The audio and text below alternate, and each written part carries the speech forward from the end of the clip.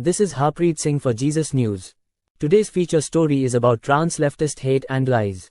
Many radical liberals such as Kamala Harris support the pseudoscience of so-called gender-affirming care.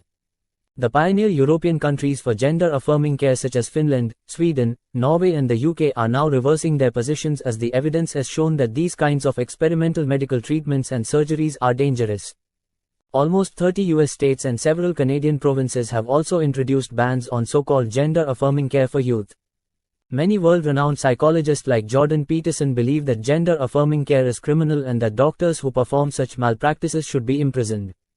He has compared gender-affirming care to the sterilization and mutilation medical experiments of the Nazis. Even the world's most famous transgender, Caitlyn Jenner, formerly known as Bruce Jenner, has spoken out about the dangers of the indoctrination of transgenderism to children and believes that trans athletes should not participate in sports of their opposite biological gender. Many high-profile politicians around the world such as Canadian Conservative leader Pierre Poilievre have also stated that biological men should not be using the public and private spaces of women. It is not hateful to disagree with someone's beliefs about themselves, but it is hateful to spread and support physical and biological lies about gender under the deceptive guise of pseudo-gender ideologies. It is hateful to exploit and abuse children through so-called gender-affirming care. It is hateful to defame, discriminate, cancel and persecute religious and conservative people who hold to traditional family values who disagree with the LGBTQ ideologies. It is hateful to harass and discriminate against the thousands of ex-transgenders like Chloe Cole for speaking out about their traumatizing experiences with this radical, insane and dangerous ideology. You can believe whatever you want about yourself if it does not harm yourself or others, but transgenderism harms everyone. If a man believes he is a woman, he cannot believe that for others or force that on others. You don't have the right to redefine what a woman is for everyone else. No one has a right to force what is personally legal for them on others or who they think they are on others who disagree with their beliefs and value system. Disagreement is not hate or discrimination but diversity. The two high-profile celebrity cases of Brad Pitt's daughter and Elon Musk's son proves that transgenderism is destructive towards families and society. During Dr. Jordan Peterson's 2024 interview with Elon Musk, they both agreed that the so-called gender-affirming care was really child sterilization and mutilation in disguise. Peterson states that this is the worst medical and psychological malpractice, and Musk calls gender-affirming care a terrible euphemism and an incredible evil, and agrees with Peterson that people doing this should go to prison. Musk blames the progressive woke school for indoctrinating his son and destroying their relationship. Ben Shapiro has famously said that the facts don't care about your feelings. It is a fact that there are only two genders. It is a fact that you cannot physically change your gender, as gender is not transitional or fluid but fixed. It is a fact that transgenderism is based on gender dysphoria, which is a mental disorder. It is a fact that gender is solely based on your biology, DNA and chromosomes, and not your perceptions, personality, disposition, mannerism, temperament or expressions.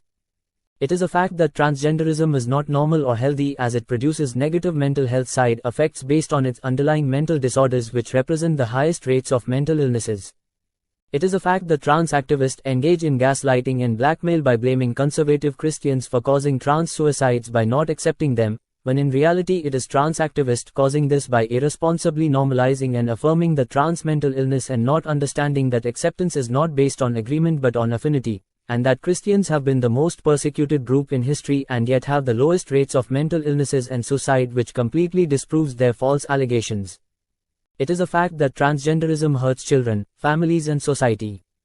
It is a fact that it is hateful, intolerant, bigotry and discriminatory to attempt to force compel trans pronouns, names or identities upon religious or conservative people or groups who hold to traditional family values that disagree with transgender and LGBTQ ideologies.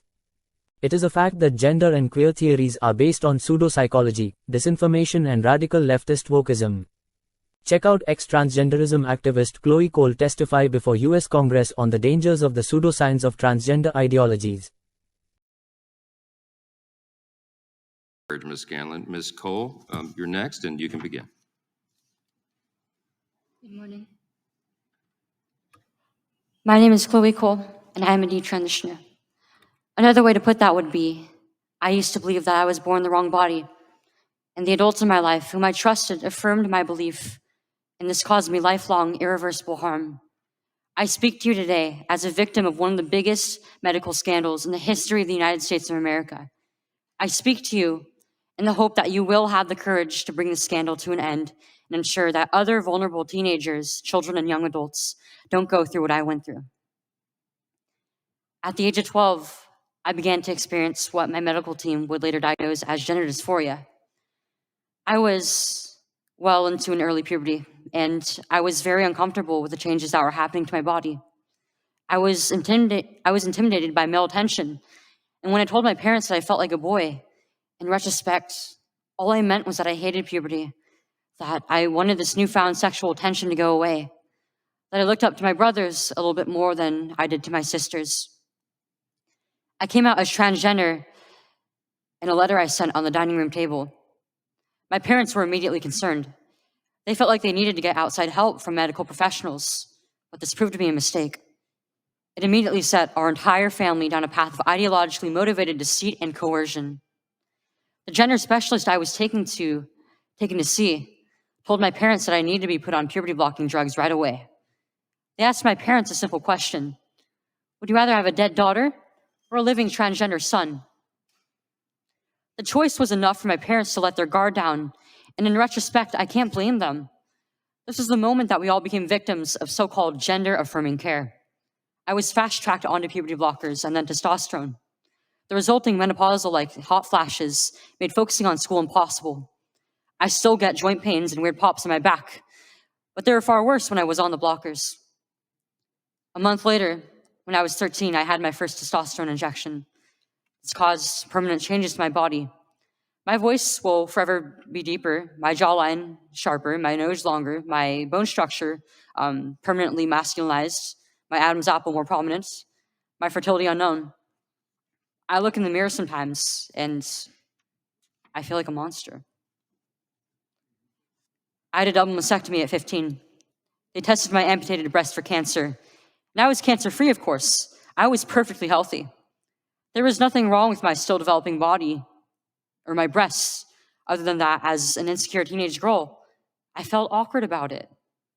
After my breasts were taken away from me, the tissue was incinerated. Before I was able to legally drive, I had a huge part of my future womanhood taken from me. I will never be able to breastfeed. I struggle to look at myself in the mirror at times. I still struggle to this day with sexual dysfunction. And I have massive scars across my chest. And the skin grafts that they took of my nipples are weeping fluid today. And they were grafted into a more masculine positioning, they said. After surgery, my grades in school plummeted. Everything that I went through did nothing to address my underlying mental health issues that I had. And my doctors, with their theories on gender, thought that all my problems would go away as soon as I was surgically transformed into something that vaguely resembled a boy. Their theories were wrong. The drugs and surgeries changed my body, but they did not and could not change the basic reality that I am and forever will be a female. When my specialist first told my parents that they could have a dead daughter or a live transgender son, I wasn't suicidal. I was a happy child who struggled because she was different. However, at 16, after my surgery, I did become suicidal.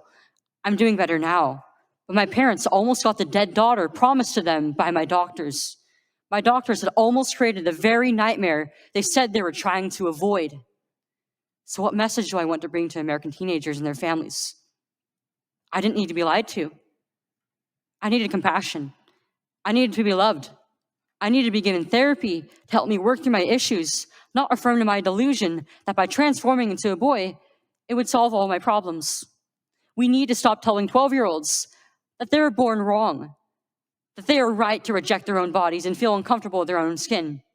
We need to stop telling children that puberty is an option, that they can choose what kind of puberty they will go through, just so they can choose what clothes to wear or what music to listen to. Puberty is a rite of passage to adulthood, not a disease to be mitigated. Today, I should be at home with my family celebrating my 19th birthday, and instead I'm making a desperate plea to my elected representatives. Learn the lessons from other medical scandals like the opioid crisis, to recognize that doctors are human too, and sometimes they are wrong. My childhood was ruined along with thousands of detransitioners that I know through our networks. This needs to stop. You alone can stop it. Enough children have already been victimized by this barbaric pseudoscience. Please let me be your final warning. Thank you.